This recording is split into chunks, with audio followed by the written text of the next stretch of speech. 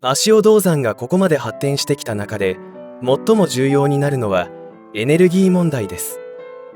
これだけの大規模な近代化設備を稼働させるには膨大なエネルギーが必要になります。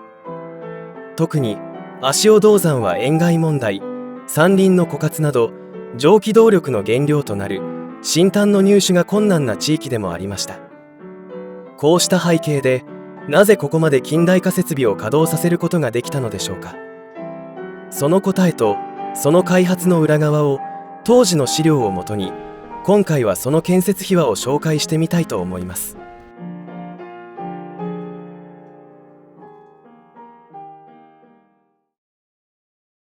日本は急峻な地形のため河川の上流区域は水の流れが非常に速いです。さらに降雪地帯が多く年間を通して河川は常に豊富な水が流れています。こうした川の流れを利用して日本では古くから水車による動力利用が開始されていました。日本に電気が導入された明治20年代、東京では小型の火力発電所が次々に建設され電灯利用の開始が始まりました。燃料は石炭が利用されたため交通の便利な運河や街道沿いに建設される傾向がありました。さらに当時の電力技術は低く需要地との距離、つまり送電距離が長いと電力損失を招き規定の電力を送電することができませんでした。そのため街中に火力発電所を建設せざるを得ませんでした。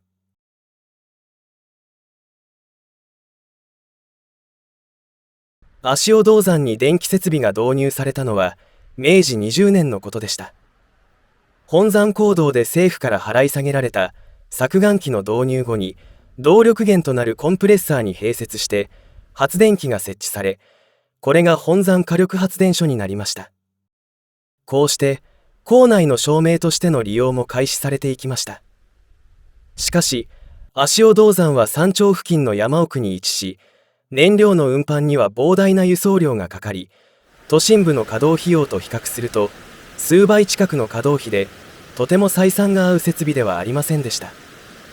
そこで精錬所の新炭と一緒に稼働させることでギリギリの運営が続けられていました。こうした問題が今後の工場運営を左右すると危惧した一米は火力発電に代わる設備導入を目指しました。それが日本最初の実用的な水力発電所と言われた間藤発電所のことでした。シーメンス社のヘルマンの協力により間藤発電所は明治23年に稼働を開始しました。しかし間藤発電所は実用的ではありましたが、冬場の河川凍結、さらに設備の取り扱いがまだ不慣れのため、冬場に鉄管内部の水が凍結して設備を壊してしまいました。この故障と同時に設備の抜本的な改善と設備変更が行われ、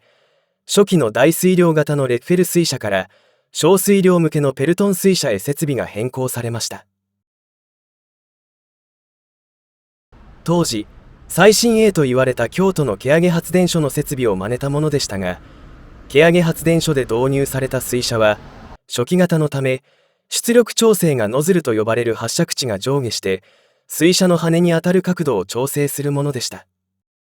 そのため水量減少が発生すると内部の水圧自体が弱いため、羽に当たる角度を調整したところで出力は引き上げることは不可能でした。こうした初期問題を考慮して間藤発電所の水車はニードルと呼ばれる水車の水量調整と水の形状を変化させる弁が動作することにより水量変化に十分耐えれる水車が導入されました。さらに間藤発電所は送電先ごとに直流発電機が設置されていました。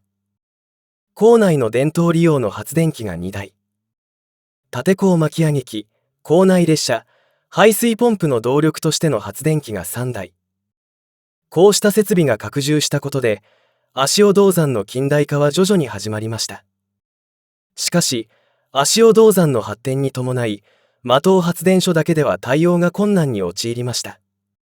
さらに間藤発電所の動力源である松木川は塩害、山林の伐木により保水力が低く、通常の河川より渇水傾向が続き、規定出力に達しないなどの電力不足を引き起こし始めました。そこで松木川の山隣である大谷川が着目されました。明治26年、ヘルマンに大谷川の調査を依頼したところ、発電所建設に有料な河川であると報告が入りました。しかし、明治26年頃から公害被害の示談交渉のため、古川に財源はごくわずかでした。さらに、鉱山の多角経営のため、足尾銅山の収益は他の鉱山の赤字に補填され、自転車操業状態に陥っていました。財政悪化のため、ヘルマンが計画した大谷川の日光発電計画は先送りとされました。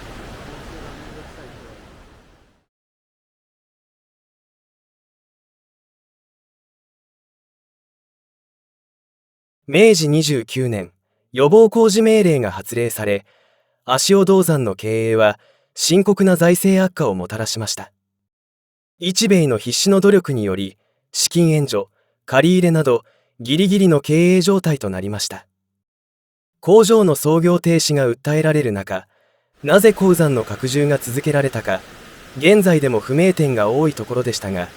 古川に残された書籍にその答えが書いてありました。予防工事命令以前から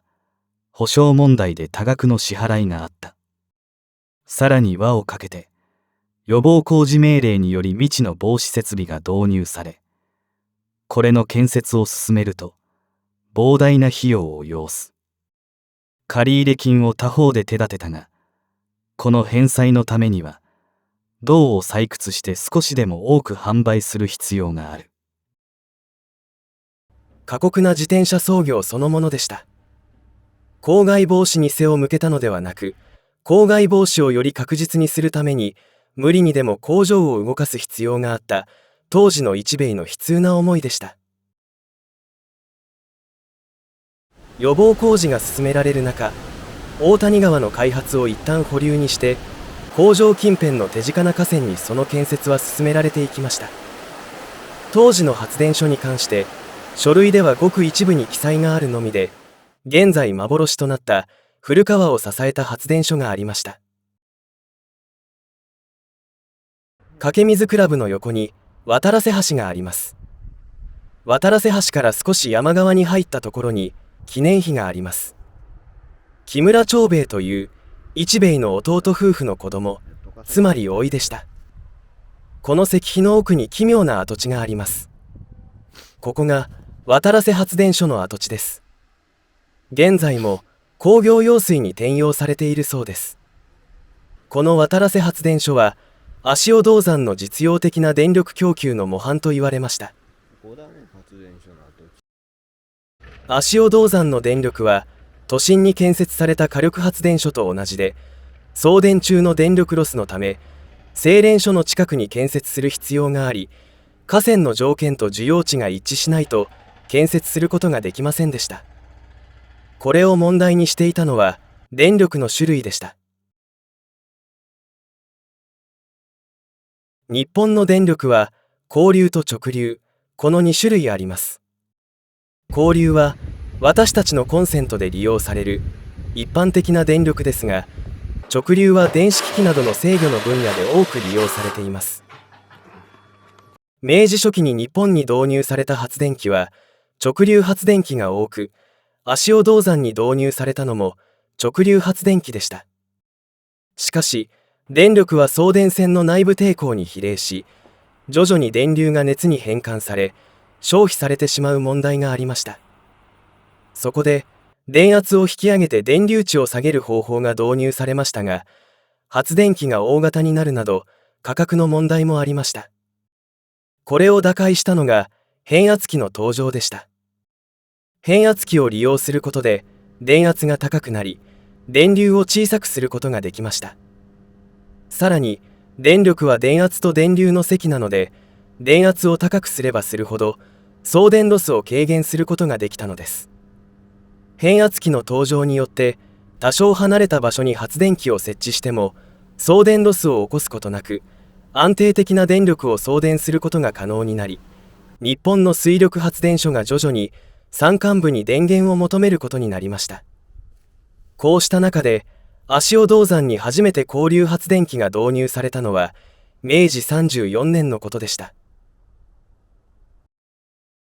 渡良瀬川支流の宇都小森川にダムを建設して、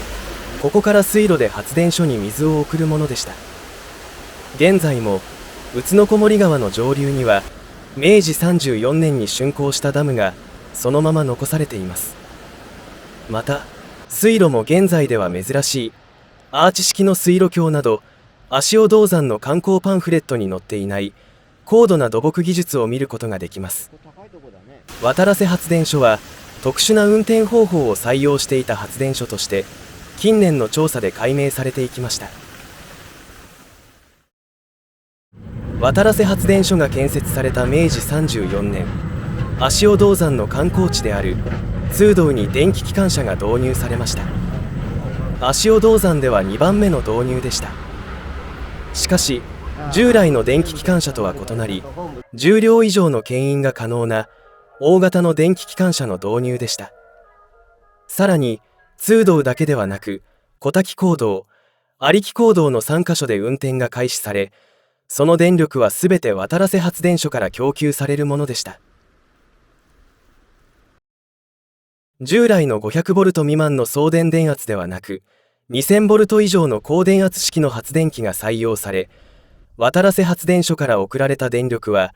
各鉱山で電動発電機により交流から直流に変換され、電気機関車を力強く動かしました。渡良瀬発電所の交流発電機の採用は長距離送電の実証実験として導入されましたが、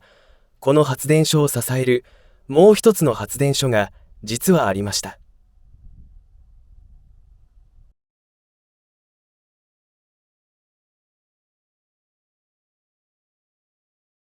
渡良瀬発電所の稼働によって電気機関車の運転が開始され、より電力を消費する状態になりました。その後建設予定の大谷川の発電所の第2案として建設された経緯もありました。渡良瀬発電所と間藤発電所は交流と直流、つまり異なる電力のためバックアップをすることができません。そのため渡良瀬発電所が故障した場合、主要坑道3カ所がすべて搬出不可能に陥る可能性がありました。これを打開するために渡良瀬発電所と同時期に建設されたのが通道発電所でした。ただこの発電所は表向きは変換所として機能していたこともあり、発電所があったことは近年発見されました。これが残された写真です。大型のフランシス水車と発電機が2台写っています。当時の資料にはこの通道発電所の運転方法について記載されていました。明治34年、通道発電所が建設されました。通道の電気機関車の運転のために導入されたものでした。交流発電機の特性を生かし、同期運転が可能であるのが分かると、明治36年、通道発電所に交流発電機が導入されました。通道発電所は渡良瀬発電所からの電力を写真中央の交流発電機に電力を供給します。発電機は電力を供給するとモーターとして動かすことが可能です。発電機は電動機として回転すると、連結された直流発電機が回転し、直流 450V を発電します。この電力は構内列車の架線に接続され、電車は動くことが可能になります。さらに、渡良瀬発電所の電力供給が厳しい際は、連結した水車に三河内川から水を送ることで、水車が回転し、直流発電機を回転させ、発電を開始します。つまり、通道発電所として直流電源を供給するのです。また、渡良瀬発電所の電力供給が厳しい場合は、水車を回転させることで、交流発電機として他の2カ所の鉱山に電力を供給することも可能です。通道発電所は渡良瀬発電所の予備発電所として建設されただけではなく、多機能発電所として足尾銅山の運搬設備を守っていました。通洞発電所は現在の観光路線の通洞坑道の真横にありました。当時の水路は足尾銅山の水道設備として建設され、今も足尾の街中を歩くと当時の鉄管などがそのまま利用されています。また国道から下を覗けば当時の立派なダムがそのまま残されています。こうした足尾銅山を守ってきた発電所は大谷川の日光発電計画が実施されると徐々に役目を終え、昭和初期には記録から消されることになりました。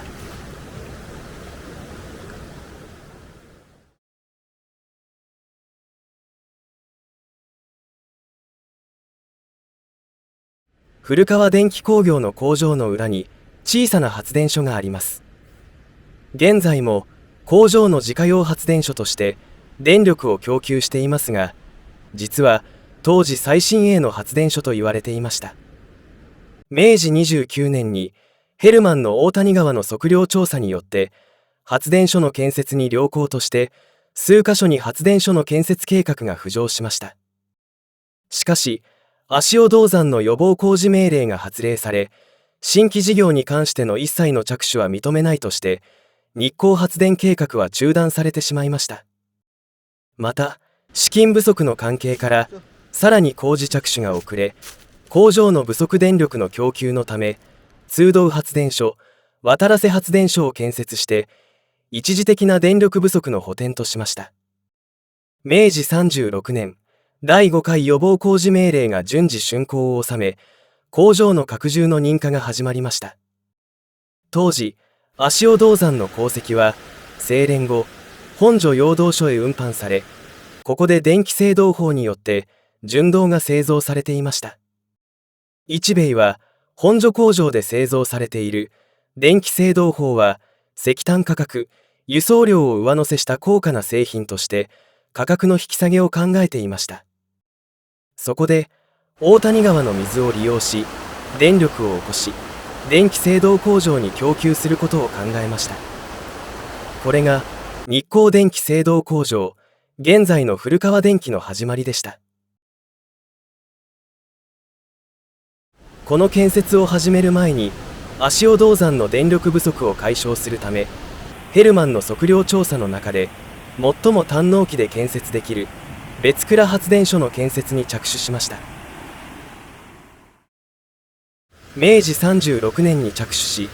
明治37年に竣工しました。建物は東京駅の設計者である辰野金吾の作品でした。発電機は当時最高電圧であった 11kV が採用されましたが、11kV の高電圧が出力される発電機は日本最初の設備導入になりました。当時の開閉書が発電所裏に残されています。職員さんの話では、 11kV という高電圧を知らなかったので、すごい火花を散らしながら開閉器を動かしていたよ。今では信じられないけどね。当初は足尾銅山の電力不足解消として足尾銅山へ送電されていましたが、上流の発電所建設が竣工すると日光電気製銅工場の自家用発電所へ切り替わり、現在の姿になりました。水路などは明治30年代の建設ですが、一部改修工事を施したのみで、当時の水路、ダムなどはそのまま残されています。